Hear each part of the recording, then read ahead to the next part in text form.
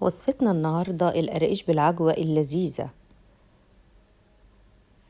جميلة جدا وسهلة وبسيطة. هي مقاديرها: كيلو دقيق، 3 معالق سكر، معلقة خميرة، كوبايتين إلا ربع سمنة، كوبايتين إلا ربع مية. ممكن تخلطي الزيت بالسمنة نفس المتساويين بالمقدار، أو تخليها سمنة كلها مع بعضيها على راحتك. 3 معالق سكر بندوبهم مع بعض في المية، مية دافية، في كوباية مية دافية. بعدين بنحط الدقيق، وفي 3 معالق سمسم، معلقة بيكنج باودر صغيرة، ذرة ملح،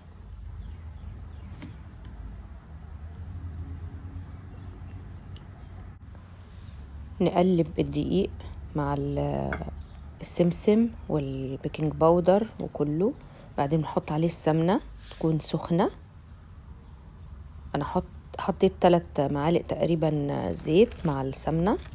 كملت كوبايتين الا ربع، وبسينا الدقيق كويس قوي. بعدين بنعجنه باطراف اصابعنا، بعدين بنحط عليه المية بالخميرة،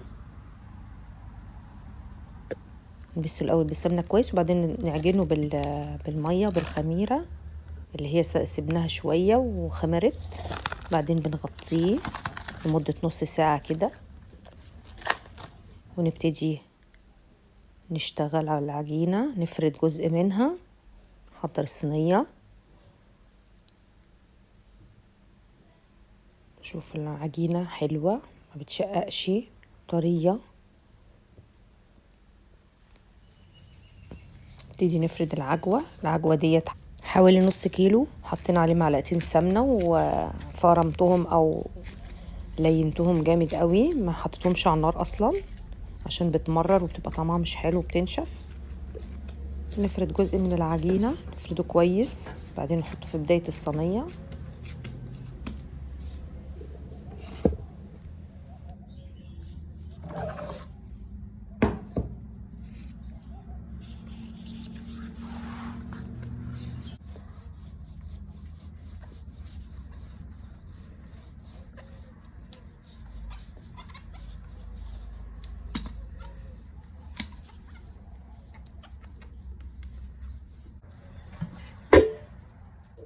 وبعد ما فردنا الجزء الأول نبدأ نحطه في الصينية،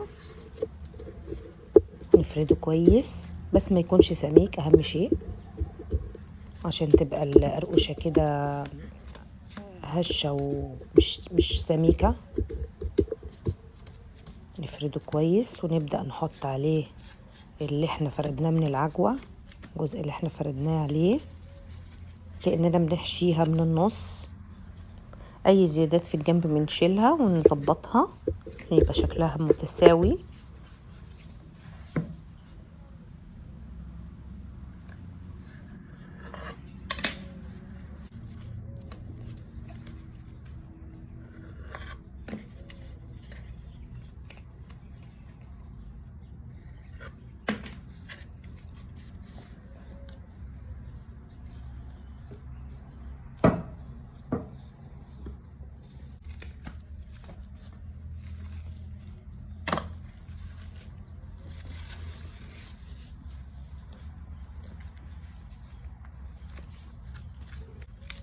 بنحط العجينة العجوة اللي احنا فردناها وبنسويها كويس، نفردها الكل على كل العجينة عشان تبقى الحشوة مظبوطة.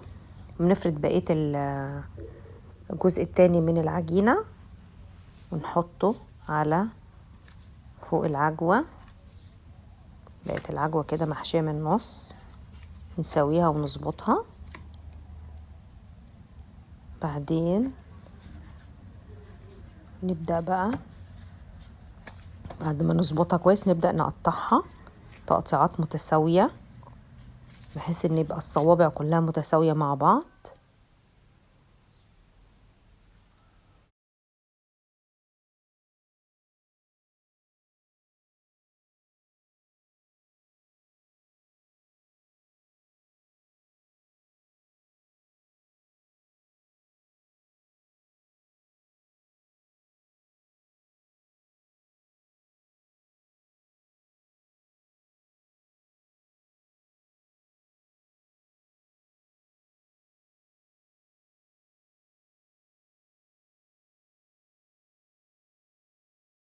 بعد ما قطعناها بالشكل المتساوي دوت نبدأ نسيبها ترتاح شوية، وبعدين نبدأ نكمل بقية العجينة. نعمل بأي شكل، اما نكمل الشكل دوت لا اما نعمل أشكال تانية. أنا حبيت أغير أعمل الشكل الأسطواني دوت اللي بنلفها، وبعدين نحط داخلها العجوة ونقطعها صوابع. برضو الشكل ده حلو، والباقي كمان قرص. يعني عملت من بقية العجين لأن الكيلو ما شاء الله بيعمل حبة حلوين يعني.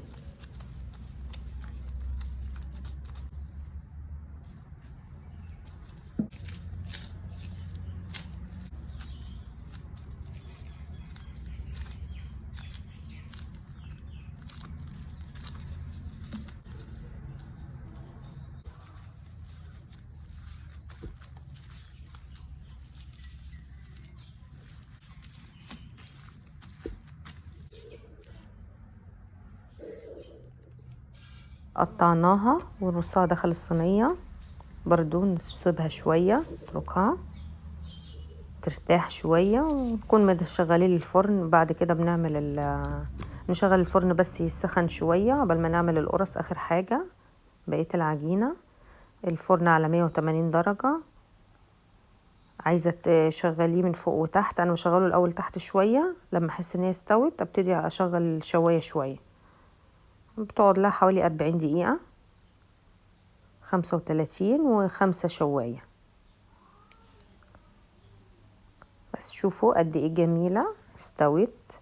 العجوة طرية جميلة، طعمها حلو. شوف الكيلو عمل كمية حلوين ما شاء الله. انت لو هتشتري من بره هتبقى غالية جدا.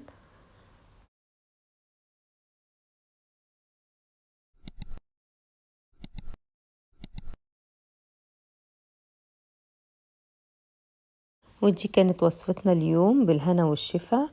القرقيش بالعجوة بأشكال مختلفة.